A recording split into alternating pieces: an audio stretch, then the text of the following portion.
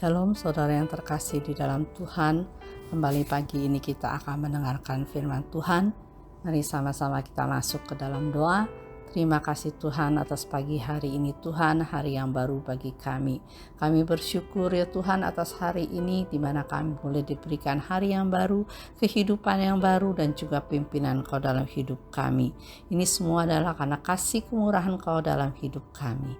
Pimpin setiap langkah dalam hidup kami Tuhan untuk boleh selalu berpegang teguh pada firman Engkau dan jauhkan dari hal-hal yang tidak berkenan kepadamu Tuhan.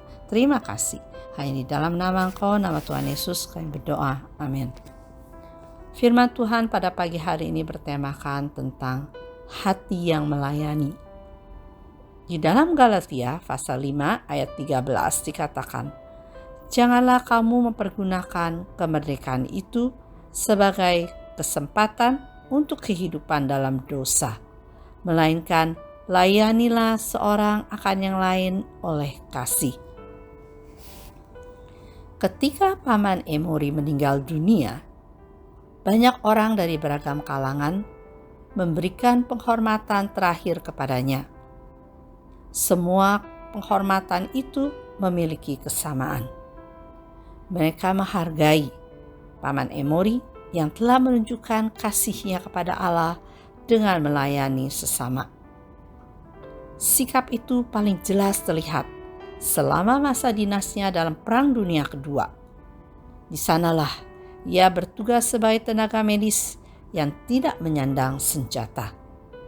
Ia tidak hanya menerima penghargaan militer atas keberaniannya, tapi juga dikenang karena pengabdiannya yang penuh kasih, baik selama perang maupun sesudah perang.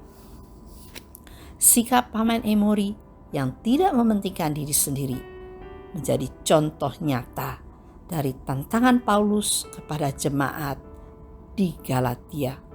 Ia menulis, "Saudara-saudara, memang kamu telah dipanggil untuk merdeka, tetapi janganlah kamu mempergunakan kemerdekaan itu sebagai kesempatan untuk kehidupan dalam dosa. Melainkan layanilah seorang akan yang lain oleh kasih." Itu terdapat dalam Galatia pasal 5 ayat 13 tadi. Namun, bagaimanakah caranya? Sebagai orang berdosa, kita memiliki kecenderungan untuk lebih mementingkan diri sendiri daripada orang lain. Jadi, dari mana datangnya sifat yang tidak mementingkan diri sendiri itu?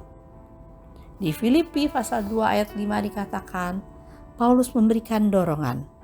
"Hendaklah kamu dalam hidupmu bersama menaruh pikiran dan perasaan yang terdapat juga dalam Kristus Yesus."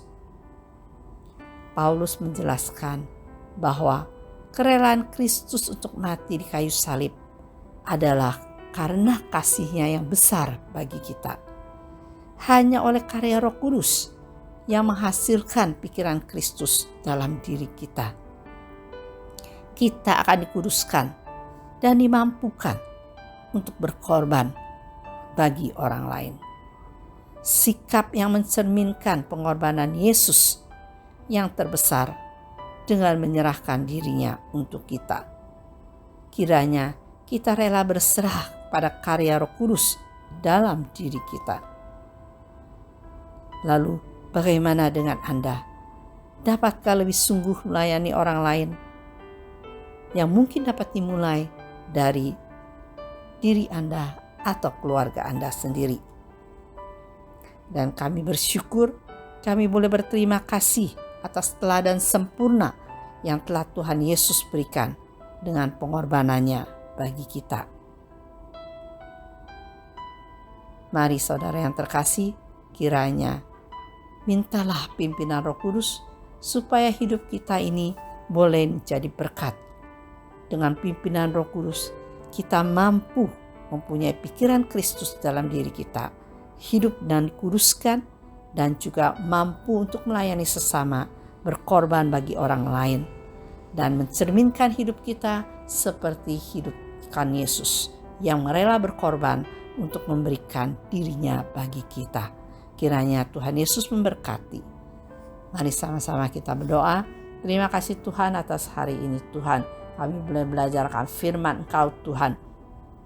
Biarlah Tuhan pimpinan Roh Kudus Engkau boleh ada dalam hidup kami, memampukan kami Tuhan mempunyai pikiran Kristus dalam diri kita dan dikuduskan sehingga kami mampu untuk melayani sesama, bisa berkorban bagi orang lain dan mencerminkan kehidupan kita seperti Yesus yang telah menyerahkan dirinya bagi kita untuk keselamatan kita. Kiranya pimpin hidup kami Tuhan, jauhkan dari hal-hal tidak berkenan kepada Engkau. Terima kasih Tuhan. Nah, ini dalam nama Tuhan Yesus kami berdoa. Amin.